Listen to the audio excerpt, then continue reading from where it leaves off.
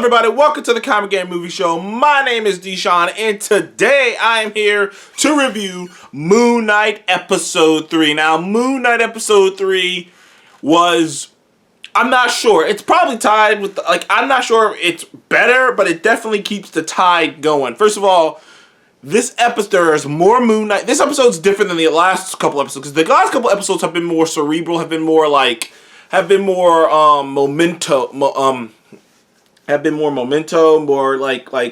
more Fight Club. Like you're not sure what's going on. It's more like it's playing with your mind. It's playing with your expectations and whatnot. This week's episode is more Indiana Jones. It's like it's like Indiana Jones meets the Mummy, meets the old school Brendan Fraser first Mummy, which I think is a very fun movie anyways. I love that first Mummy movie. I had a blast with it. But yeah, it's got that kind of a vibe to it, a little bit darker, but it's got that kind of a vibe to it from the race to get to this Egyptian location, to the magic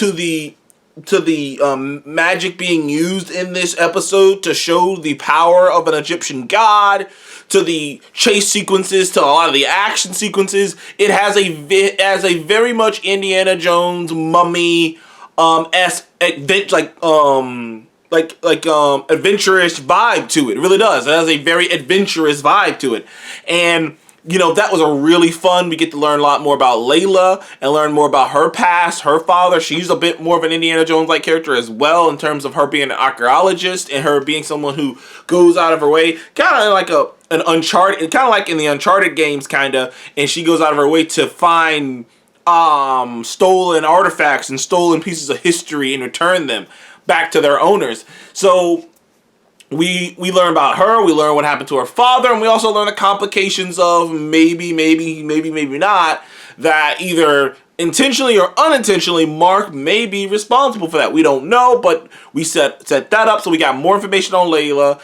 We get we get the reverse of what it was the last couple weeks, with Steven being behind the wheel and Marc talking to Steven and trying to talk Steven into stuff. It's the opposite now.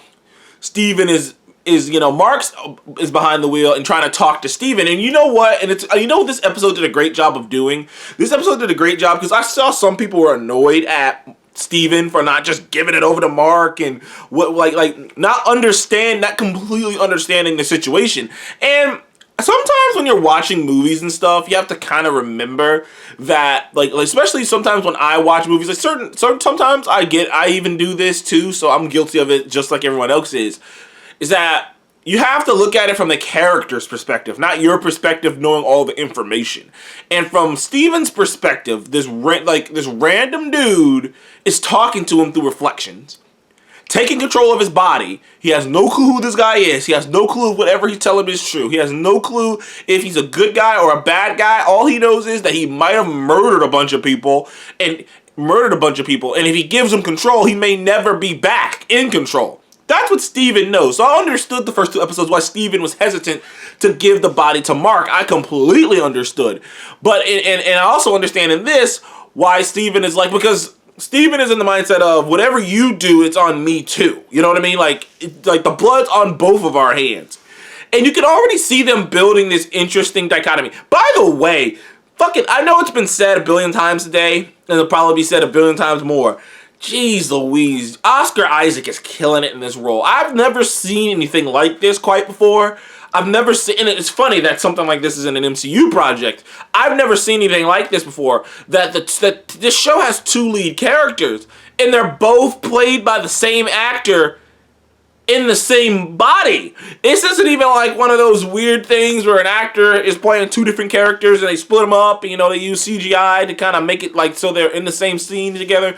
No, man, this Oscar Isaac is doing such a great job of seamlessly, just completely unflinching, unweirdly transferring from Marc to Steve. And he's doing it so well that you genuinely feel like he's having a conversation with himself, like the two lead characters. And I don't know how they managed to do this, but when I'm watching the show, It feels like they're both there. I mean, it's I don't know how to explain it, but like when Mark, and they do a great job with the reflection, so you always know what Steve is thinking, you always know what Mark is thinking, so like you get this feeling of these are two characters, and like I'm like, that is really fascinating and like rich, such a cool thing. And you know what? When you're watching the show, it's one of the times where I'm like, I get why he signed up for this. Like there are certain roles, there are certain things, and certain things people sign up for and stuff. Like when Joaquin Phoenix signed up to play the Joker in Joker, you're like, I get why you signed up for this.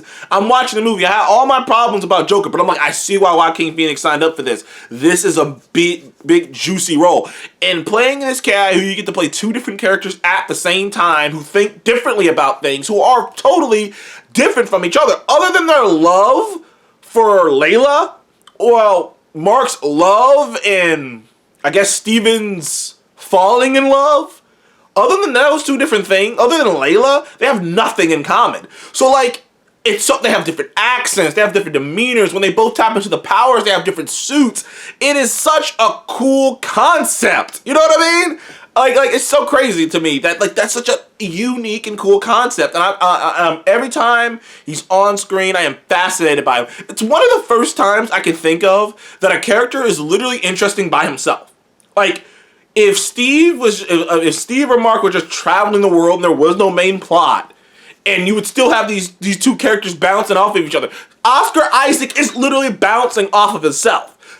Now, minor thing, I did discover the other day, because I was watching something, and someone mentioned this, someone in the movie world mentioned this, that Oscar Isaac, that if you wonder why Oscar Isaac is like, able to why it's so convincing how he's talking to himself is because he's actually talking to someone. I mean, clearly it's movie magic, so it looks like he's talking to himself. But apparently he is acting opposite of his brother. I didn't even know Oscar Isaac's brother was an actor, but apparently he's been acting opposite his brother so that they can get that familiarity and that so they can get that kind of going, which is why it feels so like it's a buddy cop. Sometimes it feels like a buddy cop movie, except the same guy has the body.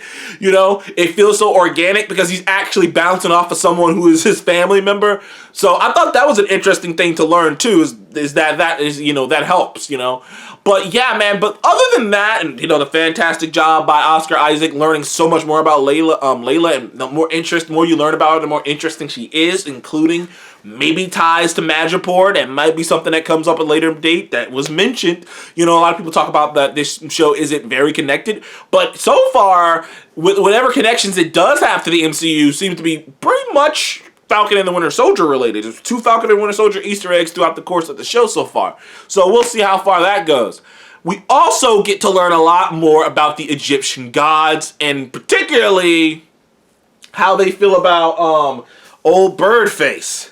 What's his name? It's Khonshu. How they feel about Khonshu. And the vibe you get, first of all, you see more Khonshu this episode. And I'm talking like full-on Khonshu, in the daylight Khonshu. And Khonshu's kind of funny, dude.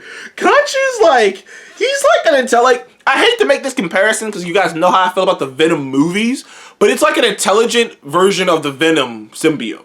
It's like a better version of that. It's like what the Venom symbiote could be. Because Khonshu is just callous a lot of the times. Like, for instance, there's a sequence where he tells Marc to kind of dangle this kid off this cliff because he'll talk. And Khonshu's like, dangle him off the cliff. He'll talk. And the kid goes all like cult leader, drinking the fucking Kool-Aid, and just cuts his scarf and falls to his death. And Khonshu's just sitting there like, I really thought he would talk. Oh well. Like, damn, Khonshu. Like, Khonshu is Khonshu is such a fun character, dude. And every time I see him on screen, because I know how in the end, how the ending of the episode goes, but that he's gonna be back, and I can't wait for Doctor Strange to talk to him. Because Doctor Strange is going to be able to see him. And I can't wait for those kind of interactions. I can't wait to hear Khonshu's opinions on other people. Because in the comic book, Khonshu has opinions on other people. Hell, in the comic books, Khonshu wanted Marc to kill Captain America because he found him annoying. That's it. Hey, Moon Knight, come here. Hey, kill Captain America. Why? He's a hero. He's a good guy. I met him. He's pretty cool. I find him annoying. If you killed him, you'd be doing good by me. Like he's pretty, just this version of this sarcastic, kind of witty asshole Khonshu. If you've read some Moon Knight comics, you know he can be like that. He also can be very evil, which, to be fair, this episode kind of went a long way of showing where Khonshu's mind is. First of all, turns out these Egyptian gods have been on Earth for thousands of years, kind of similar to the Eternals, except it feels like they might be much even more powerful than the Eternals, because these beings are like, they live on like another plane of existence or some shit. Like, they can't even, like, there's some real supernatural shit going on where it's like, they can't even, like, their actual forms can't be on Earth. They have to have avatars to exist on Earth. Like, they can't be on Earth, which just makes you go, how powerful are they? How long have they been around? And, like, the idea they put out there is they stopped involving themselves in the, involve themselves with humans because humans stopped caring about them, the Egyptian gods. And it's, which is like, yeah, true. I mean, for the most part, most people don't, worship the Egyptian gods anymore. So they're like, yeah, well, you guys said fuck us, so we said fuck you. Basically, they're like, we ain't messing with y'all, man. We got our avatars on this planet, observing, just looking at shit. But the vibe I get, because I've seen a lot of people confused about this, and maybe I'll make a separate video talking about this, talking about where do these Egyptian gods fit in the MCU, because you got so much going on. You got the fucking Celestials, you got the Eternals who are on Earth, who a lot of them are have been, dubbed other kind of gods and goddesses on Earth, have been represented by them. So how did the Eternals meet the Egyptian gods? Did Odin meet the Egyptian gods? What are these Egyptian gods? There's so many things up in the air. But one thing we know for sure is that Khonshu is clearly the outsider, the renegade, the one that chooses to do something different, because while the rest of them chose to not get themselves involved, and clearly Ahmed did some shit that because I think Ahmed is a woman, but I don't know, who knows. It's a god, so it could be a woman or a man. Ahmed clearly did something where she or he got put away deep in a dark hole, never to be seen again. And something else that was mentioned, and it might be something, it may not be something I might mention in the next video I do on the Egyptian gods in the MCU, is Bast, aka Black Panther's Bast, is kind of like an Egyptian god, so maybe Bast went to do something else. I don't know. All I know is that Khonshu is clearly the outsider. He's the one they call him. The way they look at him is like he's over the top. He's theatrical. That's just the words they use to the other gods think of him. Is he's over the top. He's theatrical. He's too hands-on. He's a joke. He's a joke. He's taking his job too seriously. Like, that's the way they look at him. They look at him like he's unstable, which is an interesting twist. So, because the entire time we're watching the show, it wasn't until this that it dawned on me. I'm like, the entire time we're watching the show, especially from last week's episode, you might be thinking Khonshu is the bad guy, but the way it was framed here is like, Khonshu just cares too much. He cares too much, and he's willing to do whatever the fuck it takes to get it done. Honestly, the way they paired it here, Khonshu and Batman would get along great. They would get along great. Fantastically. Batman would be annoyed with the motherfucker, but they would get along great because Khonshu cares about this shit, and he cares about it more than anything. He cares about it so much that he ends up making the ultimate sacrifice in the end and doing some crazy shit. He does some crazy shit. Blocking out the sun, moving the stars in the sky, which we still don't know how that went down. I mean, it was like being in one of those, I don't know, what's one of those places you go to where you can sit down in a dark ass room and you can see the stars and shit in the sky. I can't remember stars and shit, and it's like stars and shit. I can't remember what the name of that is, but it's like being in one of those places, except you're just standing outside your door and the sky is just whoosh, whoosh, whoosh. It was nuts. It was nuts. But you know what? I don't want to get into too much more. There was an awesome action sequences with Moon Knight. Got to see him in action more so. It was really, really, really cool. Got to see Layla in action, kicking more ass. And, in the end, we don't know what's going to happen, because while Layla and Marc may have the exact location of the tomb, they do not have the power of Moon Knight. So we'll see how this goes, but I love this episode. It's another 9 out of 10 for me. The show so far is it's edging out. It may end up being the best MCU show. I love WandaVision, and it's edging with WandaVision. It's like it's like mash it up against it. But I love this episode. I had so much fun with it. Seeing him kick so much ass, seeing the Egyptian gods, and interestingly, you know, seeing the ones who weren't there, seeing the power that Khonshu possesses. I'm just can't wait for next week's episode. I just need it now. I need it now. Anyways, thank you guys for joining the Comic Guy Movie Show. Please like, subscribe, and I will see you guys on the next one. Comment below, what did you think of Moon Knight Episode 3? Thank you guys again. See you on the next one.